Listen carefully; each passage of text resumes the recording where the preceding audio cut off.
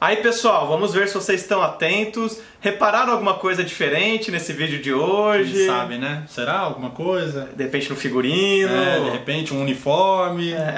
Pois é. É a nossa camisa aqui, nova camisa do Última Divisão, fornecida pela Ícone. Camisa exclusiva produzida pela Ícone. Você também pode produzir a sua para o seu time de pelada. Não que a gente seja um time de pelada, mas enfim, você produz para o seu time de pelada entrando no site da Ícone. E a gente tem uma parceria, entra no ultimadivisão.com.br/ícone, que lá você consegue um desconto especial e conversa com os caras e faz o seu time ficar mais bonito, né? Será que a gente pode? Claro, que claro. Não. Assim qualquer time fica mais bonito. E mais uma novidade hoje é que a gente vai lançar um novo programa, né? Hoje é só novidade, hein? Que são os clássicos alternativos. A gente vai começar com os clássicos mais legais, um dos mais acirrados do Brasil, que é Brasil e Pelotas. O Brapel. Pelotas e Pelotas. Do interior do Rio Grande do Sul. A gente está de amarelo, mas nenhum favorecimento ao Pelotas. Não, jamais. É só porque é a cor do nosso uniforme. Depois da vinheta a gente conta mais.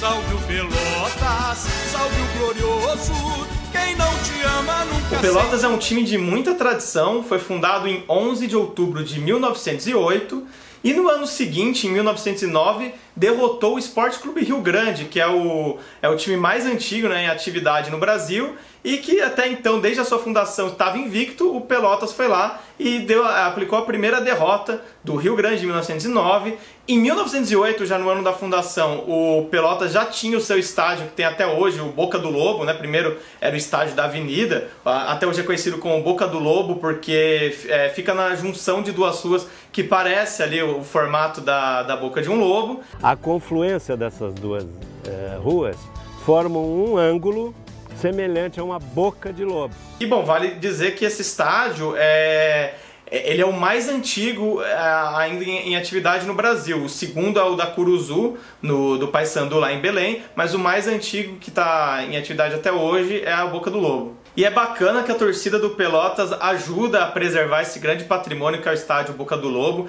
Existe um movimento chamado Movimento Lobo Forte, no qual é um coletivo, né, de torcedores do Pelotas que levanta recursos para ajudar na manutenção do estádio, enfim, para colaborar com o clube. É uma coisa bem bacana. E um momento memorável da história do Pelotas foi em 1994, quando, às vésperas da Copa do Mundo, o Pelotas recebeu em seu estádio, na Boca do Lobo, ninguém mais, ninguém menos que a seleção da Rússia, que iria jogar a Copa do Mundo, caiu inclusive no grupo do Brasil. Então teve esse Pelotas e seleção da Rússia na Boca do Lobo, e o treinador da seleção brasileira, o Parreira, com o seu assistente Zagallo, foram até o estádio para observar a seleção russa. O Pelotas perdeu por 2-1, até que não fez feio frente a uma seleção que ia disputar a Copa do Mundo. A maior conquista da história do Pelotas foi o Campeonato Gaúcho de Primeira Divisão em 1930.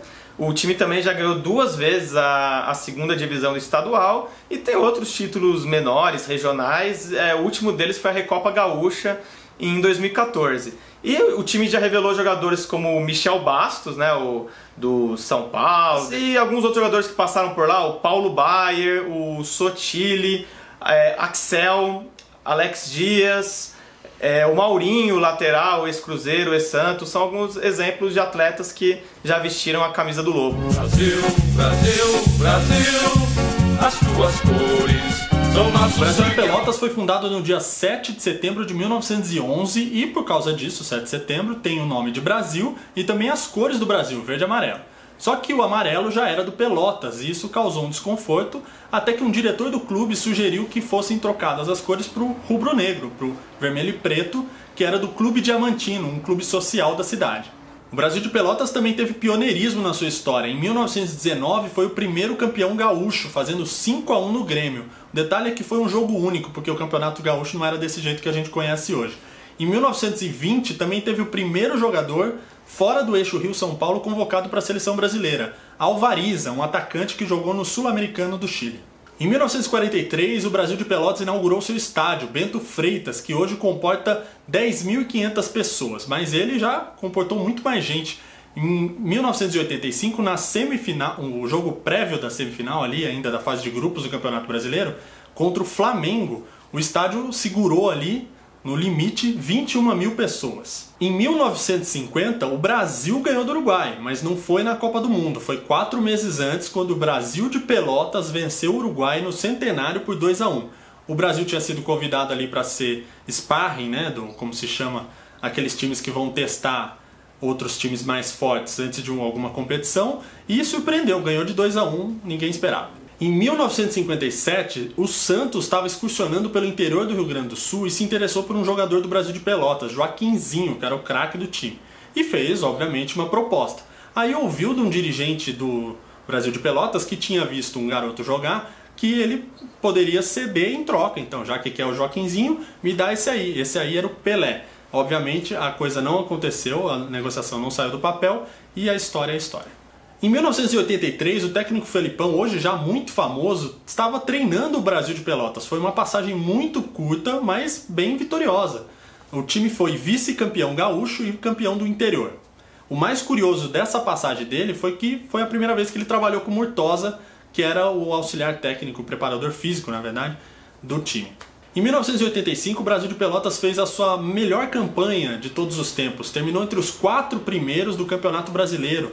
Perdeu nas semifinais para o Bangu, que viria a ser vice-campeão do Curitiba, que foi o campeão daquele ano. Mas nem só de bons momentos viveu o Brasil de Pelotas. Em 2009, o time foi acometido por um grave acidente. Voltava de um jogo-treino de pré-temporada, o ônibus da equipe sofreu um acidente numa curva, matou 3 pessoas, feriu 31, e essas 3 pessoas, entre elas o ídolo Cláudio Millar, atacante, reconhecidíssimo pela torcida. Isso prejudicou bastante o time, que naquela temporada teve que fazer muitos jogos seguidos, porque levou um tempo para se recuperar, e não conseguiu responder, claro, em campo, e acabou rebaixado para a segunda divisão, de onde só voltou em 2014. Aliás, nesse elenco estava o goleiro Danley, ídolo do Grêmio. Ele estava no acidente, se feriu sem gravidade e jogou aquela primeira divisão pelo Brasil de Pelotas, mas não evitou o rebaixamento. Isso também foi o último ano do Danley como profissional.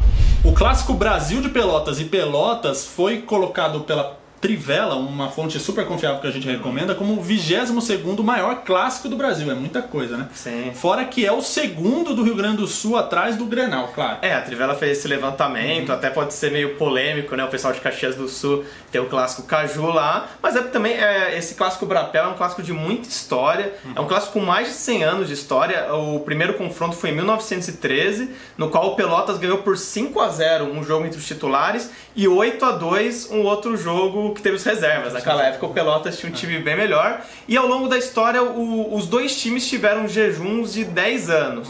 O Brasil de Pelotas ficou sem ganhar de 1982 a 1992 e o Pelotas de 2003 até 2013 não ganhou o Brapel. Tem o retrospecto também. Foram 362 jogos até hoje, 127 vitórias do Brasil, 124 empates e 111 vitórias do Pelotas. Tá até que equilibrado, né? E foi inclusive por causa de um Brapel que o Brasil de Pelotas ganhou o apelido de Chavante, que tem até hoje, né? Você conhece essa história, Júlio? Conheço por cima, pode contar. O que a gente sabe é... Como é que é o nome do jogador mesmo? É o Chico Fuleiro. O Chico Fuleiro, que era o grande craque do Brasil de Pelotas, foi expulso no segundo tempo de um Brapel, quando o Pelotas ganhava por 3-1. Isso. Então parecia um desastre pro Brasil, mas surpreendentemente o time conseguiu virar o jogo no segundo tempo.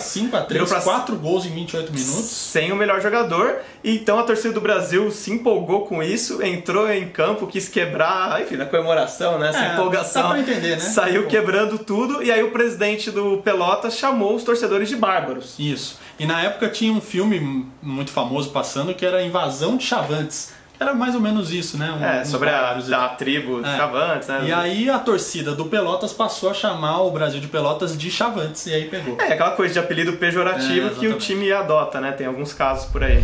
Um Brapel que muita gente lembra é o Brapel de 2004, né? Conhecido como o Brapel dos 9. Por quê? Foi pelo Campeonato Cidadino. O campeonato ali de Pelotas, né? Que foi, enfim, um jogo eletrizante. O Brasil começou o jogo tendo 2 expulsos. 2 dos maiores destaques do time, que era o Millar e o Neuri. Só que mesmo com a menos, o time abriu o placar. Depois o Pelotas empatou, virou, mas o Brasil empatou de novo, mesmo jogando com 9. E na prorrogação, aí num lance fortuito, né? Lá uma bola isolada ali do goleiro, o Thiago Rodrigues fez o gol que deu o título do campeonato citadino pro Brasil, e a curiosidade é que o técnico era o Rogério Zimmermann, né? Isso, ficou um tempo lá no Brasil. O técnico que ele já treinou o Pelotas, mas ele foi muito importante pro Brasil depois quando o time sofreu o acidente lá de 2009. Ele ajudou na reconstrução, ficou 5 anos, foi um treinador histórico. E também vale dizer que esse jogo foi no Boca do Lobo, Isso, né? essa superação do Brasil foi na casa do rival. Já o Brapel de 1998 é muito lembrado até hoje, mas por uma coisa negativa, né? Pela selvageria que virou a partida depois por de cenas e por uma situação lamentável, né? Era o Campeonato Gaúcho, o Pelotas ganhou por 1-0 o clássico, e depois disso o jogador Alex Rodrigo ofendeu o Alex Rodrigo do Brasil, né? Ofendeu o Marco Aurélio do Pelota, fez ofensas racistas, e isso revoltou geral. Então gerou uma confusão que se estendeu dos jogadores para as torcidas. Teve invasão de campo com paus, extintores, teve até um presidente batendo num torcedor nos arredores do estádio, muita confusão, tudo isso. Ninguém foi punido. O curioso é isso, talvez. Né? Mas mostrou a grande rivalidade que tem. Aliás, esse Brapel de 98 foi o último pela primeira divisão que os clubes jogaram até 2014, né? Ficou um jejum grande ali. Pois é, 16 anos que os times não se encontravam, né? Quando um estava na primeira, outro estava na segunda, nunca tinha esse confronto, até que em 2014 voltaram a jogar, foi o Brapel 360 que terminou empatado em 1-1. E é isso, essa foi a primeira edição do Clássicos Alternativos, nosso novo programa. Espero que vocês gostem e que mandem sugestões, né? Isso, coloca aí nos comentários, a gente gosta de ler, sugere aí para os próximos vídeos, né? A gente vai fazer outros. Coloquem as sugestões. Que clássico você quer ver, né? E o que você achou, né? Do que a gente falou aqui. Deixa o seu joinha também, compartilha o vídeo, inclusive se você for do Rio Grande do Sul, dissemina por aí, né? Isso.